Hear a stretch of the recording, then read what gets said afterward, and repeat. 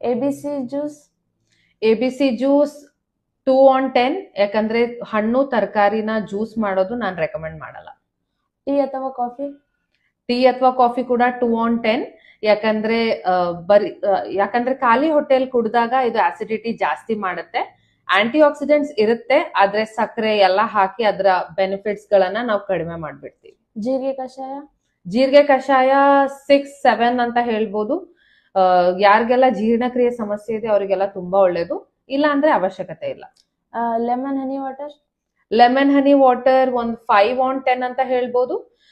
ನಿಮ್ಗೆ ಅದರಿಂದ ಏನ್ ಜಾಸ್ತಿ ಬೆನಿಫಿಟ್ ಆಗಲ್ಲ, ಆದ್ರೆ ಅಸಿಡಿಟಿ ಇರೋರ್ಗೆ ತೊಂದರೆ ಉಂಟು ಮಾಡುತ್ತೆ. Green tea. ಗ್ರೀನ್ ಟೀ ಒಂದು 6 or 7 on 10 ಅಂತ ಹೇಳ್ಬೋದು. ಒಳ್ಳೆ ಆಂಟಿ ಆಕ್ಸಿಡೆಂಟ್ಸ್ ಇರುತ್ತೆ, ನಮ್ಗೆ ಇಮ್ಯುನಿಟಿ ಹೆಚ್ಚು ಮಾಡಕ್ಕೆ ಒಳ್ಳೇದು. ಆದ್ರೆ ಮತ್ತೆ ಅಸಿಡಿಟಿ ಇರೋರು ಅಥವಾ ಹೊಟ್ಟೆಯಲ್ಲಿ ಉರಿ ಬರುವಂತದ್ದು ಇರೋರು ಇದನ್ನ ತಗೋಬಾರ್ದು. ಎಳನೀರು.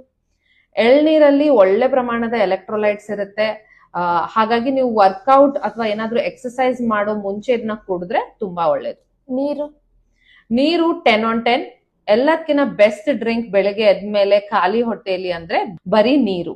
ಇದಷ್ಟೇ ಸಾಕು ನಮ್ಮ ದೇಹಕ್ಕೆ ಒಳ್ಳೆ ಆರೋಗ್ಯವಾಗಿ ಇಟ್ಕೊಳಕ್ಕೆ.